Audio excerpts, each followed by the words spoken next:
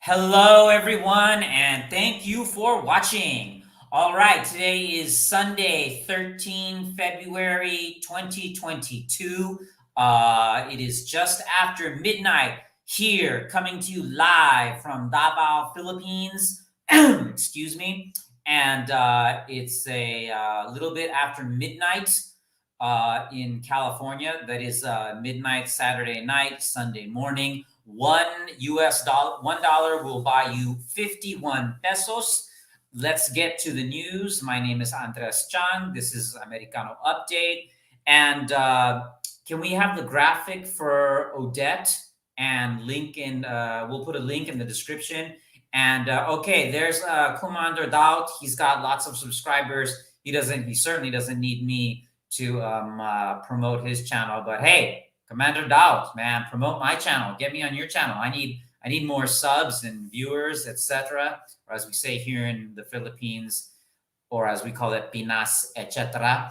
I didn't watch the whole video. Link in the description. Please watch the video. I've been saying this every Sunday ever since I started this show. I started this channel with Odette because Typhoon Odette and the people affected by Typhoon Odette are still in emergency situation.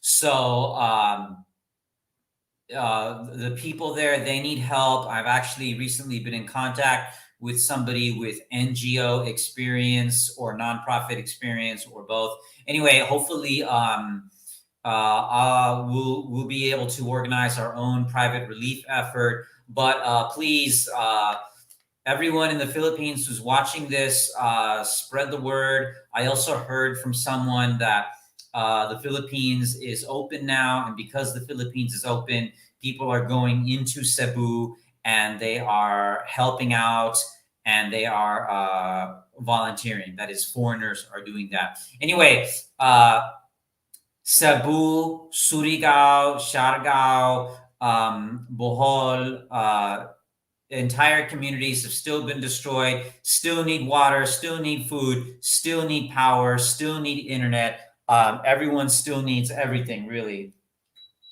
So please help out.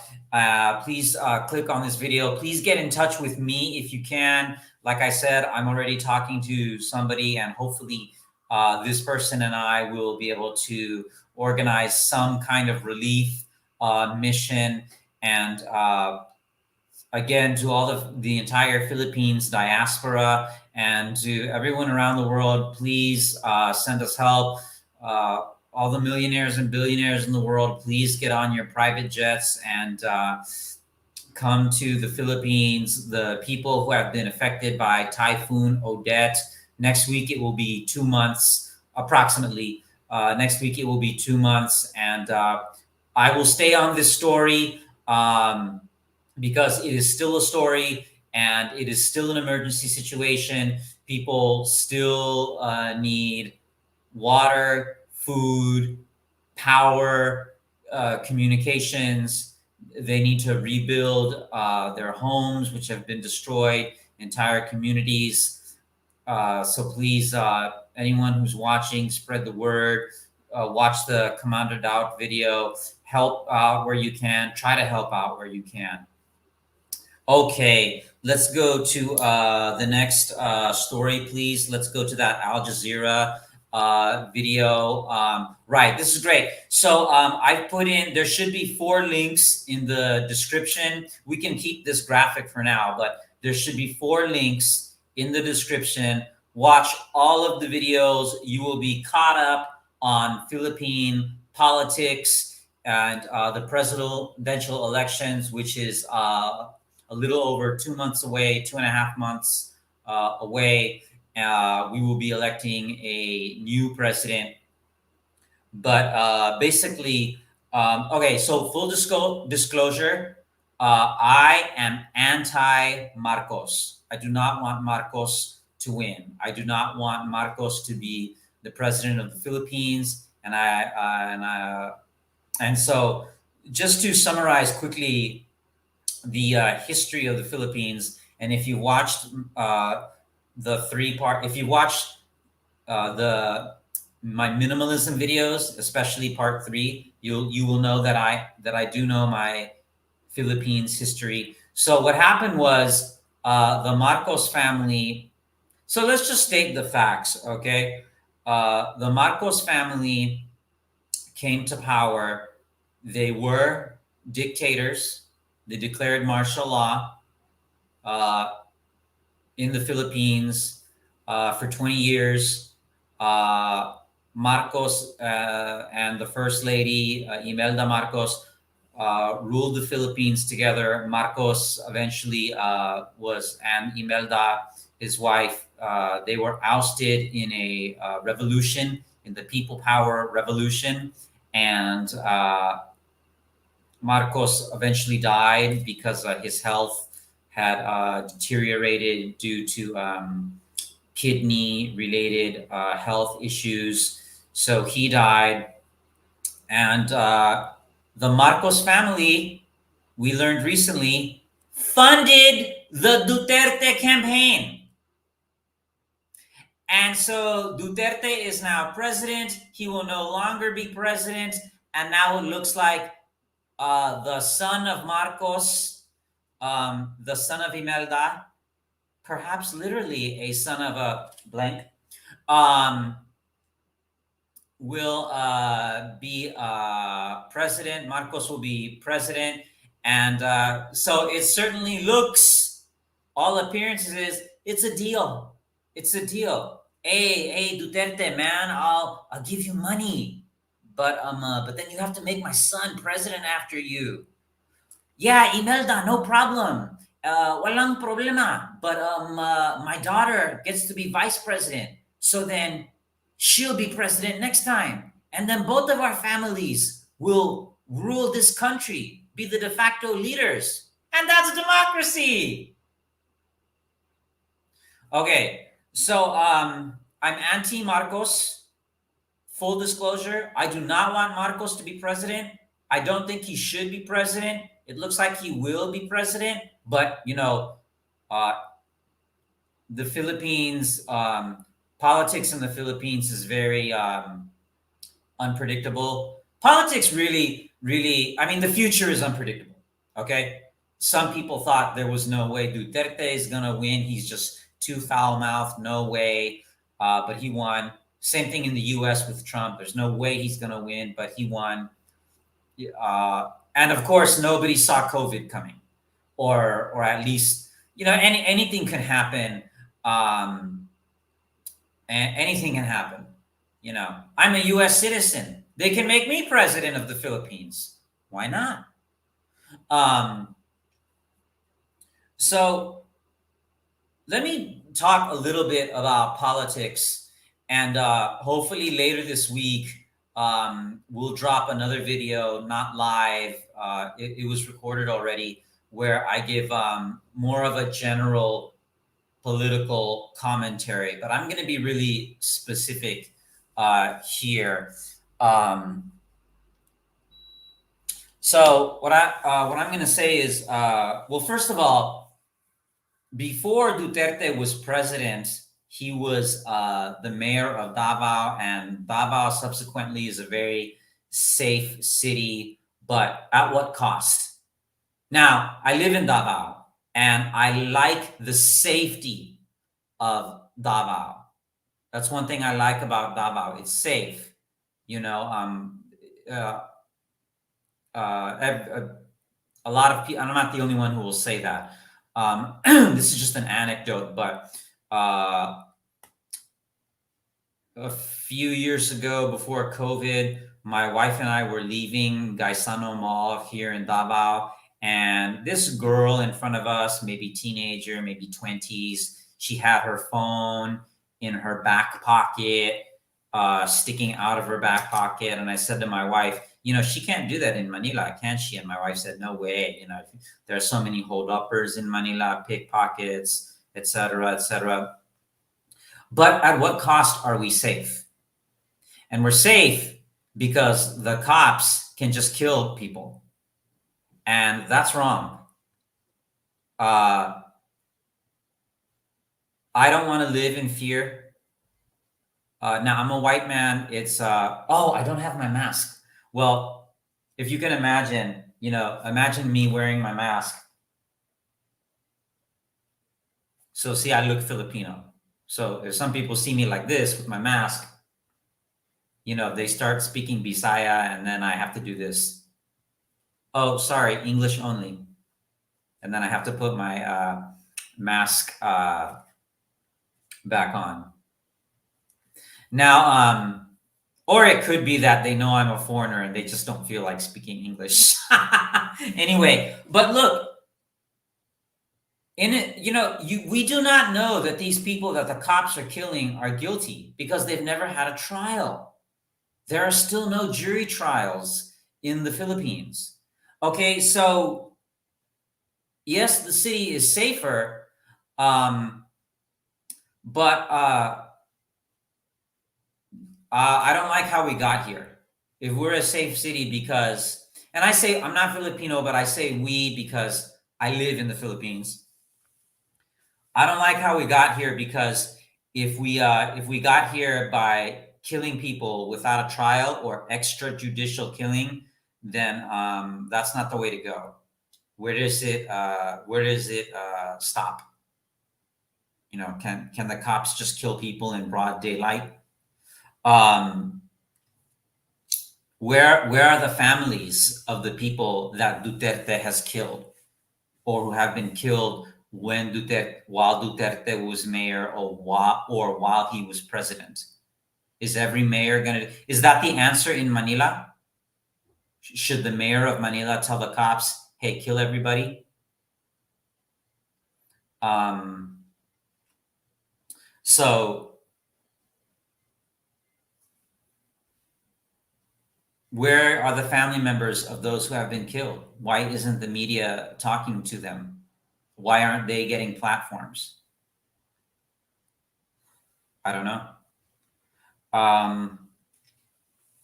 Now let's talk about the Marcos family and why Marcos should not be president. Well, first of all, let's get the history correct. The Marcos regime was not a golden age of the Philippines. If it was, then why was Aquino murdered? And then if they were such good leaders, why was there a revolution? Oh, well, our Marcos is such a great leader. We're going to kick him out with a revolution. Wait, what? Oh, the Marcos era was a golden age. Really? Then why were people so upset that in a revolution they kicked him out? Okay, the fact is the Marcos era was not a golden age because in the 1980s, remember what happened? Those of us who were here, I was not here, but looking at the historical record, the market crashed. The market crashed. So economically, it was not a golden age. Okay. And while many Filipinos are living in poverty, Imelda Marcos has 3,000 pairs of shoes. This makes no sense. There are some terrific. Watch all of those videos. I mean, she's on video. There we got the graphic. She's on this video saying, this is a direct quote, "I want to mother the Philippines and the whole world." And then later she says, "Nobody can stop me." And if you watch the other videos, which are very good videos, I'm not a mental health professional, but in my opinion, Imelda Marcos that's a terrific video you've got to watch. We got the graphic up on it now. The director of a documentary called The Kingmaker, which I believe you can stream on Amazon Prime. I don't know if you'll be able to stream it from the Philippines. I'm not going to try it because I'm cheap, or as we say in the Philippines, kuripot. That's why I'm sorry, the video quality and the sound quality of my videos are not that good. That's another great interview talking with Andy Bautista. So again, I'm cheap, I'm kuripot. That's why, and this channel's brand new. Okay. So please be patient, cut me some slack. But the video and sound quality are not that good. I know, but we're just starting out. We're just getting started. Um, and besides, like I mentioned before in my previous video, I don't want this channel to be about, oh, it's visually really good or the audio is really good. I want it to be a boring news channel, just the facts. So getting back to the facts,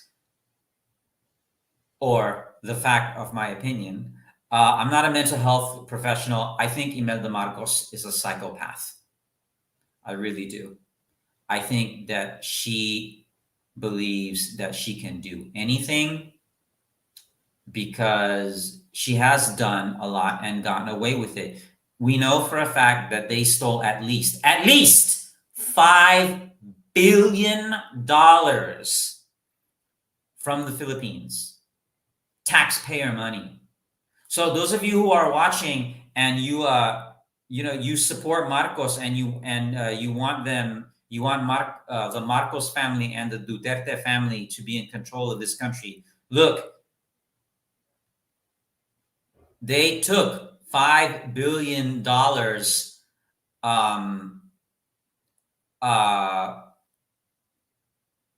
and of your taxes. And somebody is asking me a question, and the answer is yes.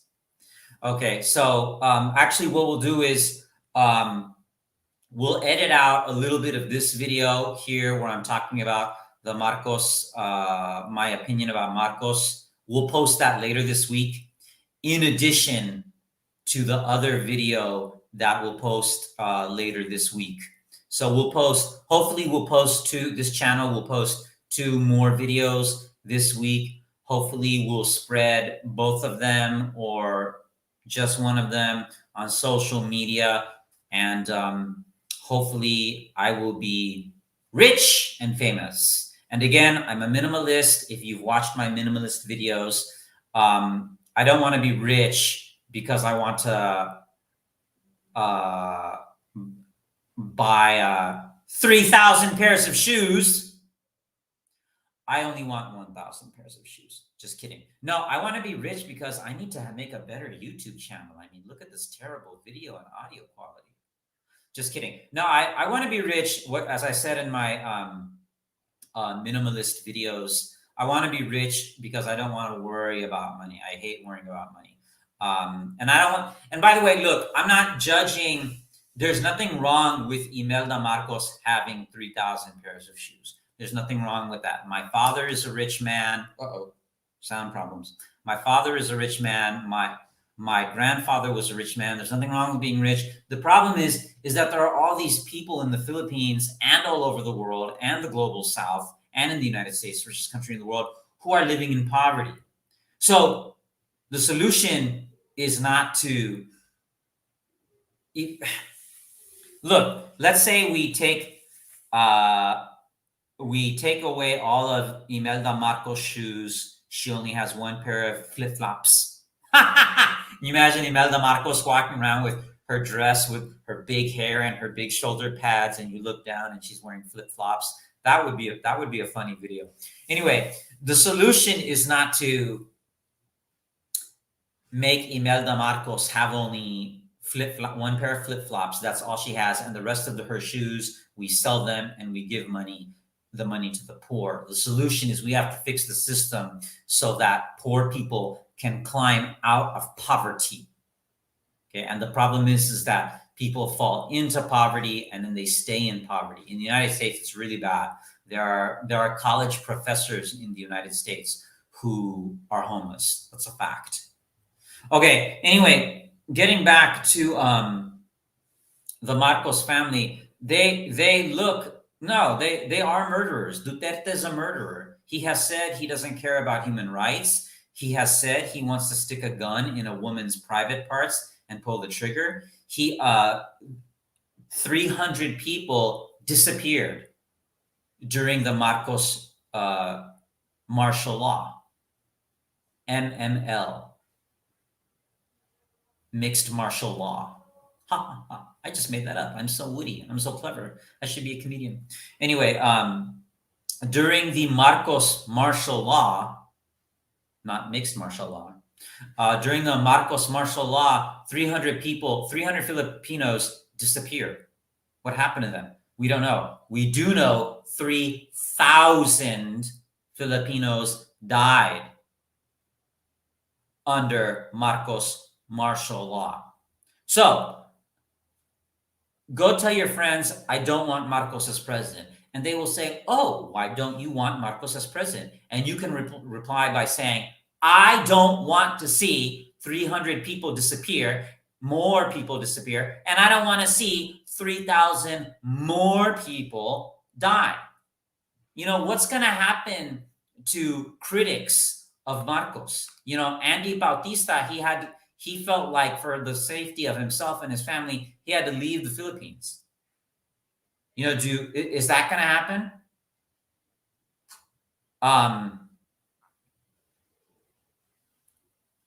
I've got a tech issue. Don't know about. Okay, never mind. Don't know about what? Okay, never mind. Okay, so somebody is saying something like don't know something. But anyway, anyway, the fact is 300 people disappeared during the Marcos regime. 3,000 people died during the Marcos regime. So I am anti-Marcos. I don't want him to be president. I don't think it would be good for the Philippines. And I don't want to live in a country where people will be dying and disappearing again. Now, just because this happened during the first Marcos regime doesn't mean it will happen to the second Marcos presidency. But what we do know is that's my concern. Let's put it that way. That's my concern. First of all, if Marcos is going around, if Bongbong Marcos is going around telling people that the Marcos martial law was the golden age, that's just not true, because in the 1980s there was a crash, and the economy crashed, and 300 people disappeared and 3,000 people died. That's not a golden age. Now, what will happen in the future? No one can predict the future. I don't know what will happen in the future, but I don't want Marcos to be president because I am afraid, I don't know this will happen. I do not know this will happen, but I am afraid that it will be similar to the past president Duterte, where people were getting killed by the police. And I'm afraid that, like his parents, 300 people will disappear, 300 more people will disappear, and 3,000 more people will disappear. We cannot predict the future, but the past, some people say past is prologue. Some people say that the best predictor of the future is the past. We'll see. We'll see. So please watch all 4 of those videos. Links in the description.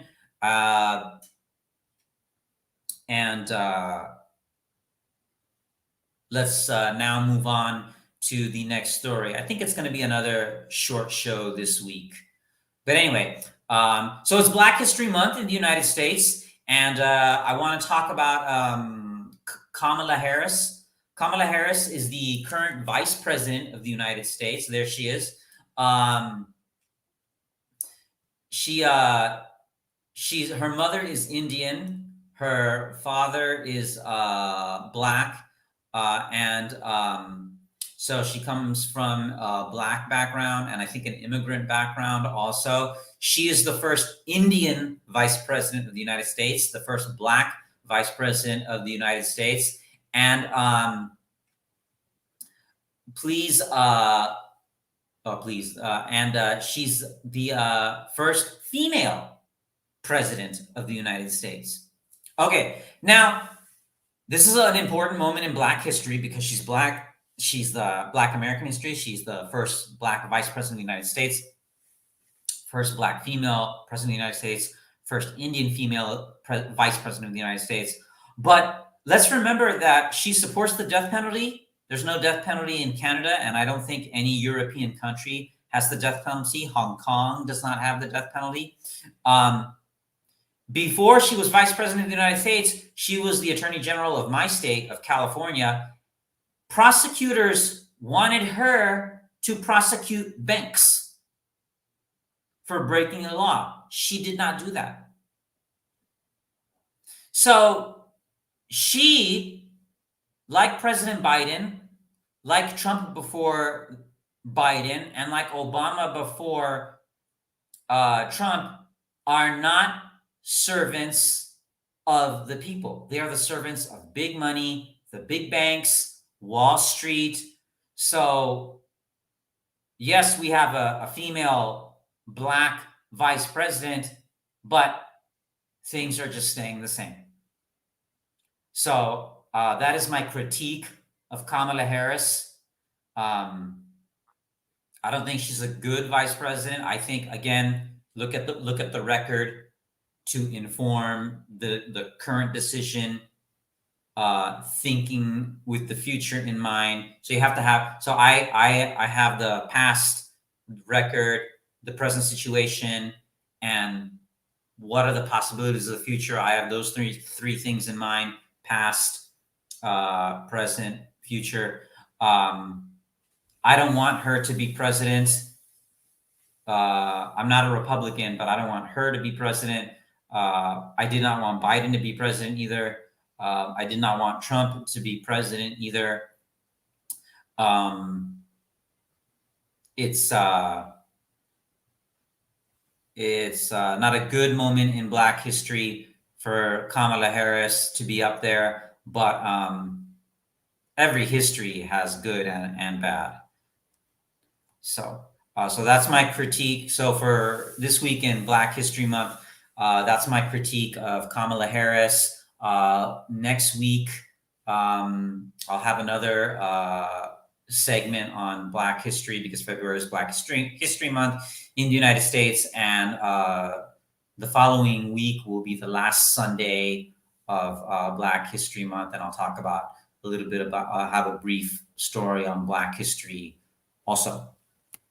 Okay, so now we come to the last story. I guess that's how news works. At the beginning of the year or at the beginning of any YouTube channel, the video like this one, the videos are long and then they get shorter. But again, anyway.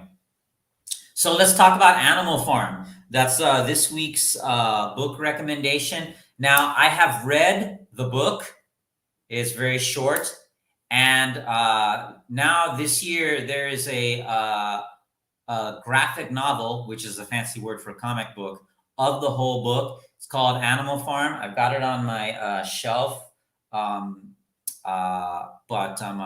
we're getting all fancy schmancy with these digital graphics because thank you again, by the way, to the person who's helping me with this channel. I cannot do it without you. Lamat, you rock. So I highly recommend.